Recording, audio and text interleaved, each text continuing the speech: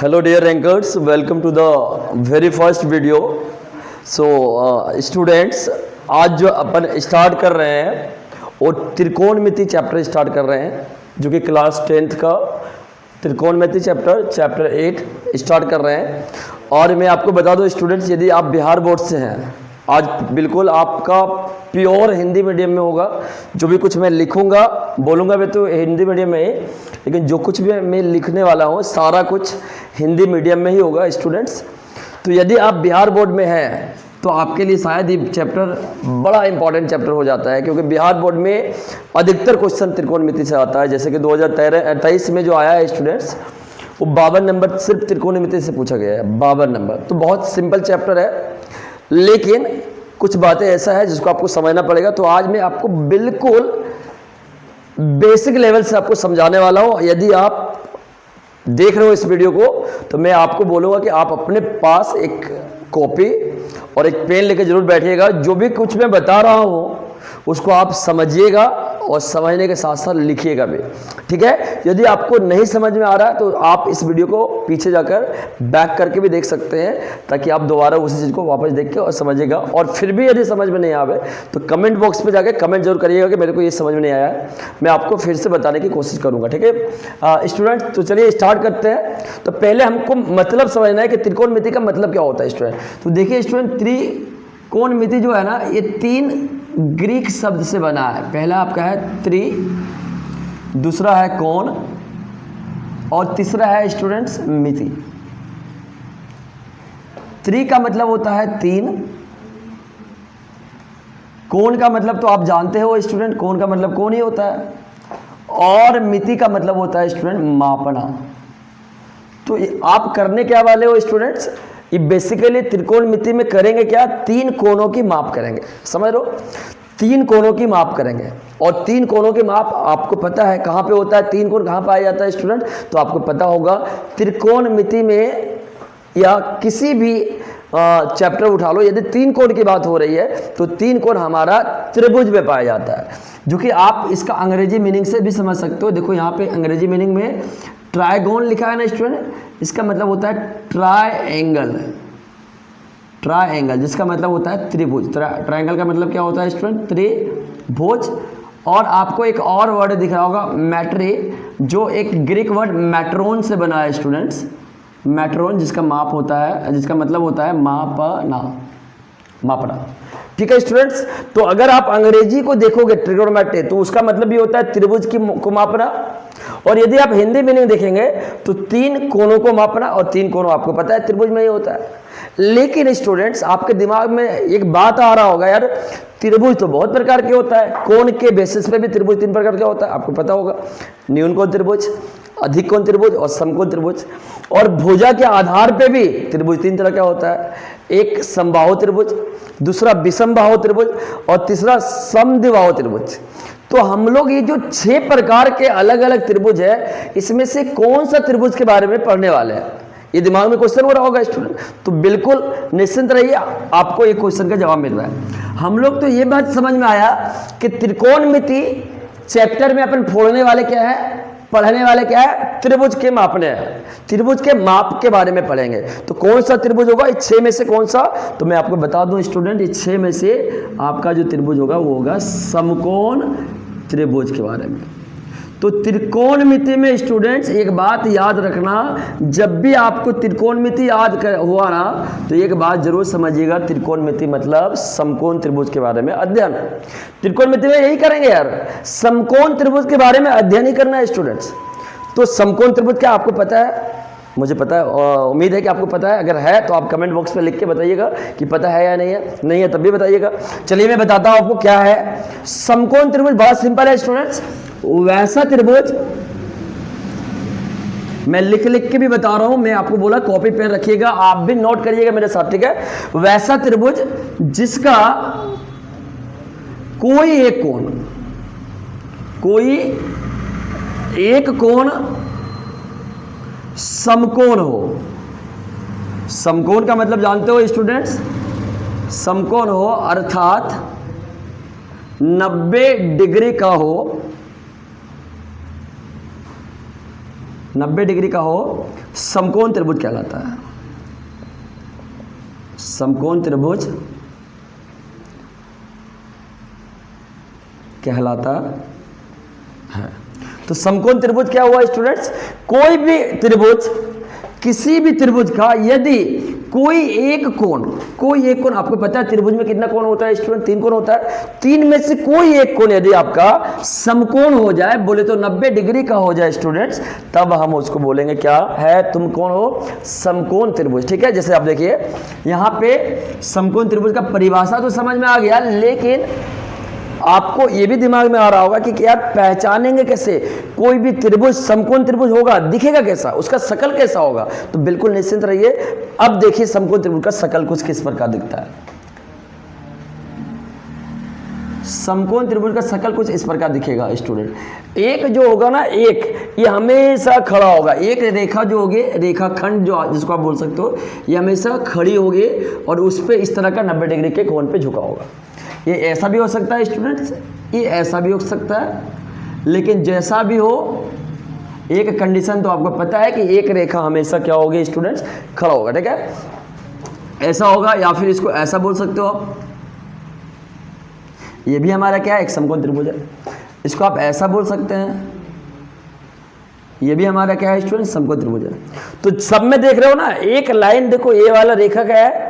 ये वाला रेखा देखो, इसमें ये वाला रेखा क्या खड़ी है? ये वाला रेखा खड़ी है, ये वाला रेखा खड़ी है।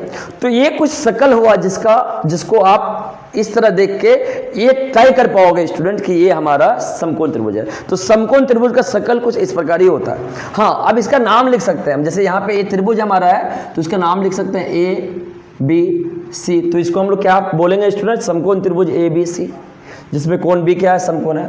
इसका नाम हम कुछ और दे सकते हैं, PQR। तो हम क्या बोलेंगे स्टूडेंट? ये हमारा समकोण त्रिभुज है, जिसका जो नाम क्या है? समकोण त्रिभुज PQR, जिसका कोण Q क्या है स्टूडेंट? समकोण है। ये वाला समकोण त्रिभुज का नाम भी हम लिख सकते हैं स्टूडेंट MNO। इस समकोण त्रिभुज का नाम क्या है स्टूडेंट्स? MNO, जिसमें N जो एंगल है स्टूडेंट्स, कोण जो है स्टूडेंट, वो हमारा समकोण है। इसका नाम अगर लिख सकते हैं तो आप भी लिख सकते हो इसको XYZ। तो ये हमारा समकोण त्रिभुज क्या है? XYZ, जिसमें कोण QY क्या है स्टूडेंट्स? 90 डिग्री का है। समझ रहे हो स्टूडेंट? तो मुझे उम्मीद है कि समकोण त्रिभुज को आप पहचानना सीख गए होंगे। यदि समकोण त्रिभुज को पहचानना सीख गए तो चलिए समकोण त्रिभुज का पोस्टमार्टम करते हैं, थोड़ा सा उसके अंदर झांक के देखते हैं कि और क्या क्या बातें है ना स्टूडेंट? तो चलिए स्टार्ट करते हैं। इसको मैं थोड़ा मिटा रहा हूं, उसके बाद में स्टार्ट करता हूं एक उदाहरण लेके समकोण त्रिभुज का, और उसके अंदर झांकेंगे क्या क्या है। अब मैं एक उदाहरण ले रहा हूं स्टूडेंट, अच्छे से गौर से देखना आप। ये एक समकोण त्रिभुज है और मैं इस समकोण त्रिभुज को ABCD मान रहा हूं। ABC मान रहा हूं। ठीक है, यहां पे कोण B क्या है स्टूडेंट? समकोण। एक बात याद रखना स्टूडेंट, जब भी समकोण त्रिभुज की बात होगा तो सिर्फ एक ही कोण होगा जो 90 डिग्री का होगा। बाकी जो दो कोण होगा ना स्टूडेंट्स, वो दोनों न्यून कोण होगा। न्यून कोण किसको बोलेंगे? जो 0 डिग्री से बड़ा और 90 डिग्री से छोटा होगा। समझ में आ रहा है? एक ही कोण होगा 90 डिग्री का, बाकी जो और दो कोण A और C दिख रहा है ना, वो 90 डिग्री से छोटा और 0 डिग्री से बड़ा, बोले तो न्यून कोण होगा। ठीक है स्टूडेंट, समकोण सिर्फ एक ही होगा। तो यहाँ पे हमारा B जो है स्टूडेंट, वो क्या है? समकोण, और A और C जो है वो क्या है? हमारा न्यून कोण। तो यदि हमारा ABC समकोण त्रिभुज है, गौर से सुनिएगा, ABC यदि हमारा समकोण त्रिभुज है तो यहां पर जो भुजाएं दिख रहा है ना, लंबवत खड़ी है स्टूडेंट, जो भुजाएं लंबवत खड़ी है, इस भुजा को अपन बोलते हैं क्या है? लंब। क्या बोलते हैं? लंब। जो ये वाला भुजा जो सो रखी है, ये वाला भुजा को बोलते हैं क्षैतिज रेखा, क्षैतिज भुजा, जिसको हम लोग बोलते हैं आधार। और ये जो सबसे बड़ी भुजा दिख रहा है ना स्टूडेंट्स, AC आपको क्या दिख रहा है? सबसे बड़ी भुजा, इस भुजा को अपन बोलते हैं कर्ण। ये हमारा लंब हो गया, ये हमारा आधार हो गया, ये हमारा कर्ण हो गया। कर्ण हमेशा समकोण त्रिभुज में स्टूडेंट्स सबसे बड़ी भुजा होती है। सबसे बड़ी भुजा का क्या मतलब? कर्ण हमेशा लंब से भी बड़ा होगा, साथ ही साथ कर्ण हमेशा आधार से भी बड़ा होगा। ठीक है, कर्ण हमेशा सबसे बड़ा होगा। किसी भी समकोण त्रिभुज में यदि कर्ण छोटा हो गया स्टूडेंट्स लंब और आधार से, फिर वो समकोण त्रिभुज है ही नहीं, फिर वो कोई दूसरा त्रिभुज होगा, लेकिन समकोण तो नहीं हो सकता। ये बात याद रखिएगा। ठीक है स्टूडेंट, तो ये हमारा लंब, ये हमारा आधार, ये हमारा कर्ण हुआ। अब एक बात जो बड़ी इंपॉर्टेंट बात मैं बोलने जा रहा हूं स्टूडेंट्स, ये लम, ये आधार और ये कर्ण क्या फिक्स होता है? ये जिस तरह मैं लिखा हूं क्या हर एक त्रिभुज के लिए? जैसे मान लीजिए यहां मैं त्रिभुज ऐसा कुछ कर दिया, ऐसा बना दिया, ये हमारा एक्स है, ये हमारा वाई है, ये हमारा जेड है, तो क्या इसके लिए भी लम, आधार और कर्ण फिक्स होगा? तो स्टूडेंट नहीं, कर्ण तो फिक्स होगा, क्योंकि कर्ण सबसे बड़ी भुजा होता है, तो कर्ण तो फिक्स होगा, लेकिन आधार और लम स्टूडेंट फिक्स नहीं होता है, ये बदलता रहता है। किसके आधार पे? तो जो दो न्यून कोण दिख रहा है ना स्टूडेंट, जो दो न्यून कोण आपको दिखेगा ना समकोण में, उसके आधार पर लम और आधार बदल जाता है, जबकि कर्ण बदलता नहीं है। तो जो मैं बोल रहा हूं ये बहुत बेहतरीन इंपॉर्टेंट बात है, आप स्टार बना के लिख लेना कॉपी में स्टूडेंट्स। अगर मैं इस कोण के बारे में बात करूं, कोण ए के लिए, कोण ए के लिए बात करो, तो कोण ए के लिए हमारा लंब क्या होगा स्टूडेंट्स? अलग। जबकि यदि मैं कोण सी के लिए बात करूं, तो कोण सी के लिए लंब जो होगा वो क्या होगा? अलग। कोण ए के लिए लंब क्या होगा? अलग। और अगर लंब अलग होगा तो आधार भी अलग हो जाएगा। सिमिलरली कोण सी के लिए भी क्या होगा स्टूडेंट्स? लंब अलग होगा, और लंब अलग होगा तो आधार भी अलग हो जाएगा। कर्ण नहीं चेंज होगा, क्योंकि सबसे बड़ी भुजा है, तो कर्ण नेवर चेंज। ठीक है, तो मैं आपको इसी में स्टूडेंट्स, इसी में आपको मैं लिख के दिखा रहा हूं कि यदि मैं कोण ए के लिए बात करूं, कोण ए के लिए, यदि मैं कोण ए के लिए बात करूं और मैं आपसे पूछूं कि इसमें लंब कौन है और आधार कौन है, तो क्या आप बता पाओगे? मुझे उम्मीद है यार, फोड़ दोगे आप, बता दोगे ना यार, इतना तो उम्मीद करता हूं। तो कोण ए के लिए जो लंब होगा स्टूडेंट्स, लंब को अंग्रेजी में परपेंडिकुलर बोलते हैं, परपेंडिकुलर, जिसको हम लोग शॉर्ट में स्टूडेंट पी से दिखाते हैं। तो कोण ए के लिए लंब कौन होगा? तो इसके जो सामने होगा स्टूडेंट्स, जिस कोण की बात कर रहे हैं ना, उसके जो सामने भुजा होगा स्टूडेंट्स, वही हमारा लंब होगा। तो इसके सामने कोण ए के लिए सामने क्या दिख रहा है? बीसी, तो ये बीसी हमारा क्या होगा स्टूडेंट्स? लंब। आधार कौन होगा? आधार को हम लोग बोलते हैं अंग्रेजी में स्टूडेंट बेस, जिसको लिखते हैं बी से। तो आप देख लो, कोण ए के लिए तो लंब तो बीसी हो गया ना, समझ लो, बीसी तो सम्मुख भुजा है, लंब हो गया। एसी तो सबसे बड़ा भुजा है भाई, ये तो दादा है सबका, समझ लो, ये तो करना ही होगा। तो ए बी, बी सी भी हो गया, ए सी भी हो गया, तो बचा क्या? कोण ए के संगत भुजा देखो कौन है? ए बी है ना, तो ये भी हमारा, ये जो होगा स्टूडेंट्स, ये हमारा होगा आधार। और कर्ण तो चेंज होगा नहीं, आपको पता है अच्छे से। कर्ण को अंग्रेजी में बोलते हैं हाइपोटेनियस स्टूडेंट्स। और मैं बार बार इतना फुल फॉर्म नहीं लिखूंगा, एच लिख दूंगा, तो आपको समझ में आ जाना चाहिए। और ये हमारा क्या है स्टूडेंट? ये हमारा एसी है, जो कभी बदलता नहीं है स्टूडेंट्स। किसी भी समकोण त्रिभुज में कर्ण हमेशा फिक्स रहेगा, इस बात को गांठ बांध लेना, ठीक है। तो क्या कोण ए के लिए लंब बता पाओगे आप? आराम से। क्या कोण ए के लिए आधार बता पाओगे? बिल्कुल आराम से। और कर्ण तो सबसे बड़ी भुजा है, वो तो बताने की जरूरत ही नहीं है। किसी भी समकोण जो दिख रहा है ना समकोण, उसके सामने वाला जो भुजा होगा वही सबसे बड़ा होगा और वही कर्ण होगा। तो कोण ए के लिए लंब कौन हो गया स्टूडेंट्स? बीसी। कोण ए के लिए आधार कौन हो गया? जो उसका संगत है, ए बी। और हमारा एसी क्या है स्टूडेंट? कर रहे हैं। लेकिन स्टूडेंट्स यदि आपको समझ में आ गया, और आ ही गया होगा यार, तो मैं कोण सी के लिए बात करूंगा, अब ए के लिए नहीं, कोण सी के लिए बात करूंगा। तो क्या आप बता पाओगे लंब कौन है और आधार कौन है? यदि हाँ तो प्लीज लिखो, कमेंट में लिख के बताओ चले कौन होगा। तो कोण सी के लिए, अब मैं यहां पे लिख रहा हूं कोण सी के लिए, कोण सी के लिए, इसकी बात नहीं कर रहा मैं, आप कोण सी के लिए बात कर रहा हूं। तो कोण सी के सामने देखो कौन सा है भुजा जो लंब होगा, तो कोण सी के सामने तो आपको ए भी दिख रहा है, तो आप बोलोगे हाँ, तो ए भी हमारा हो जाएगा लंब। समझ रहे हो? कोण सी के सामने कौन दिख रहा है बच्चा? ए बी, तो ए भी हो जाएगा आपका क्या? लंब हो जाएगा। अब कोण ए के लिए आधार कौन होगा? बोलो बोलो।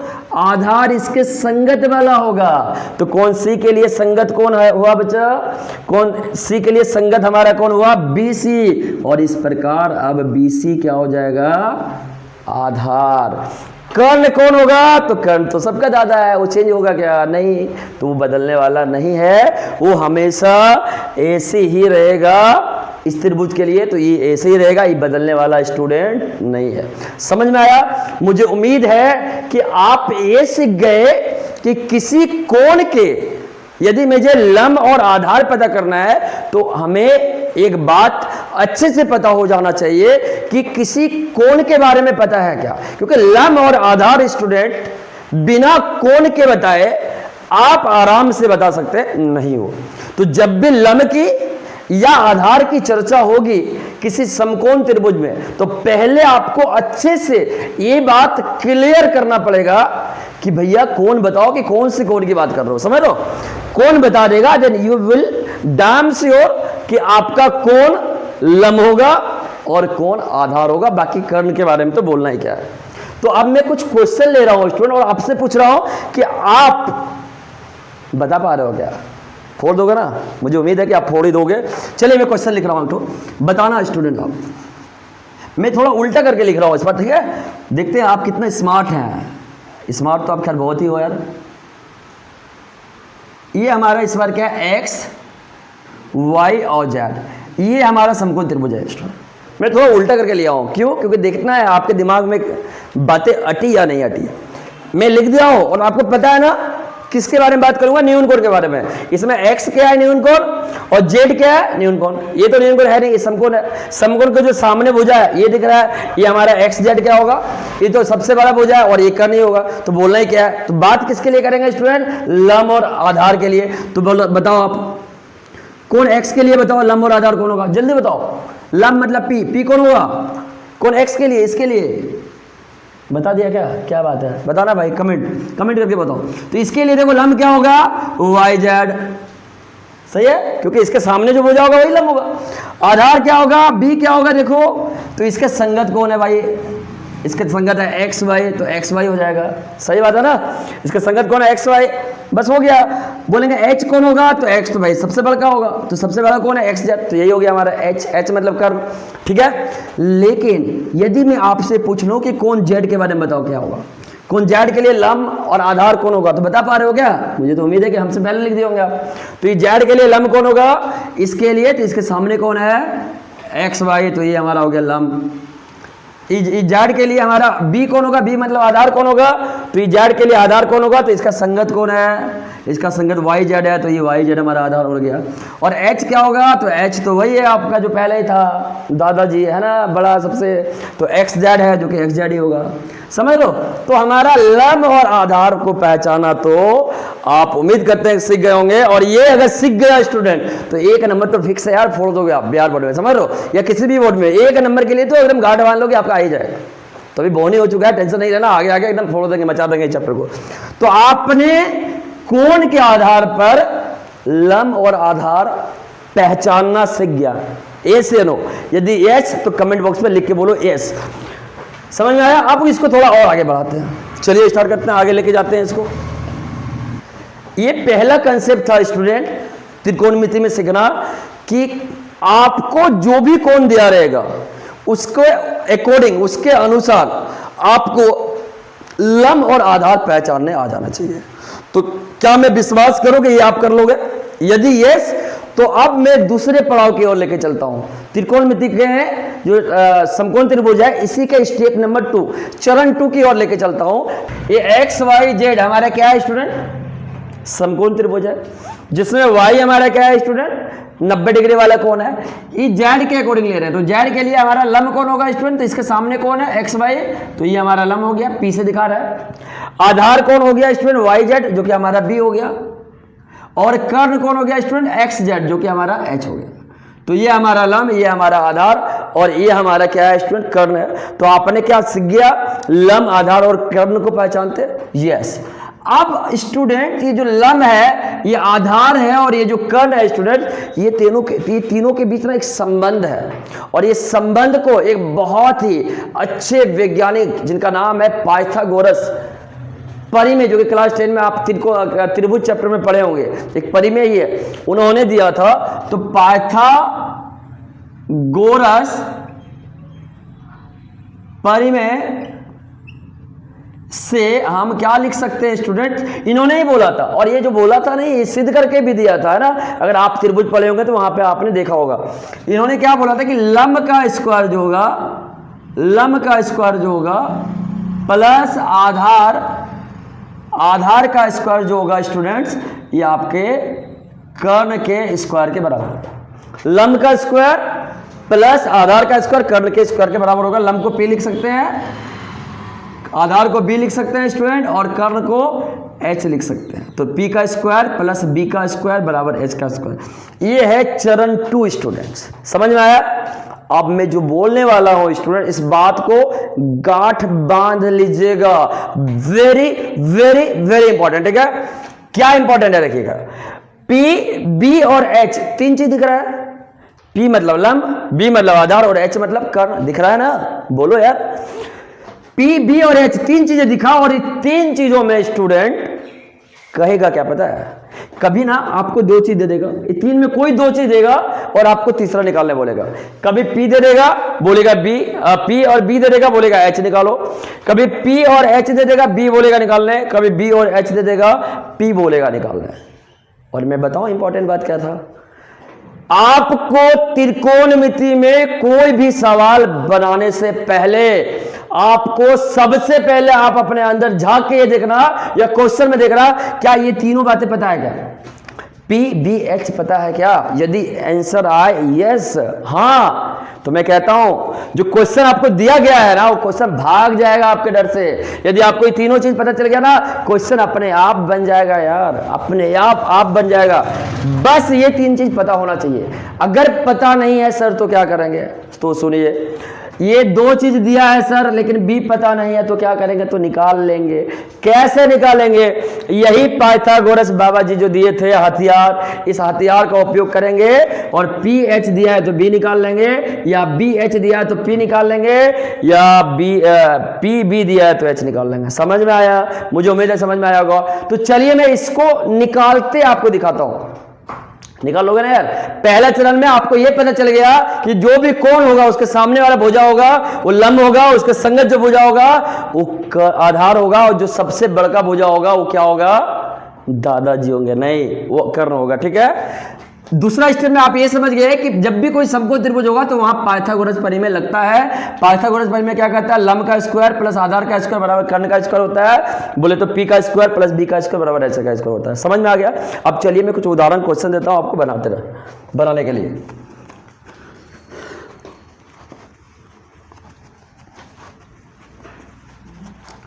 तो स्टूडेंट क्वेश्चन में आपको दे रहा हूं कुछ, और क्वेश्चन यह है, मैं केस 1 2 करके ले रहा हूं, ठीक है। केस 1 में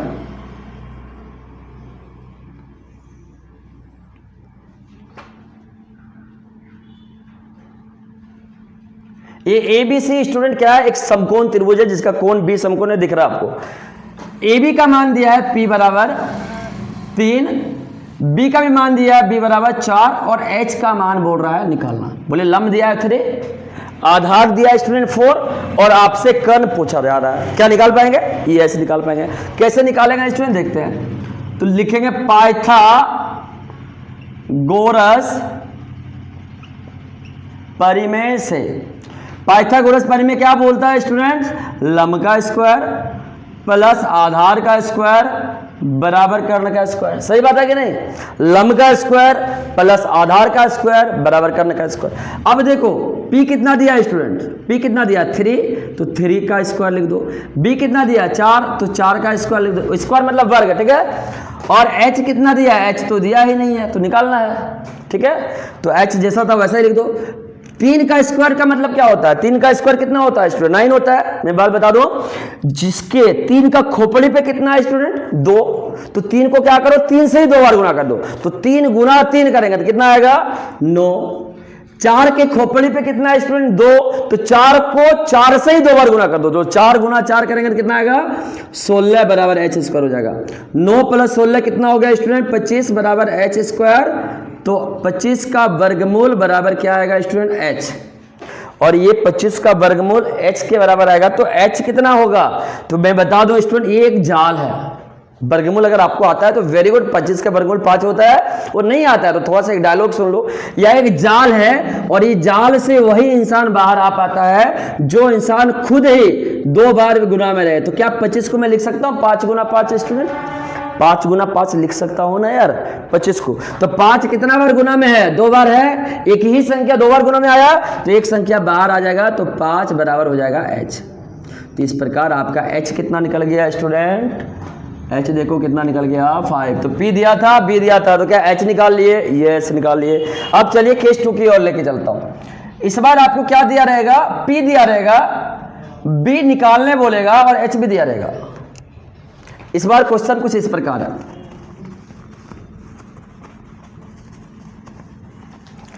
तो देखिए स्टूडेंट्स, केस 2 में क्या दिया है? p दिया है, h दिया है, लेकिन b बोल रहा निकालना। क्या निकाल पाओगे यार? निकल गया। अरे क्या बात करते हो यार, वेरी गुड। कितना आया? 4, वेरी गुड। चलो हम लोग निकाल के देखते हैं। फिर से लगाएंगे क्या? यही पाइथागोरस। तो p square plus b square बराबर h स्क्वायर। p कितना स्टूडेंट? देखिए 3, तो 3 का स्क्वायर।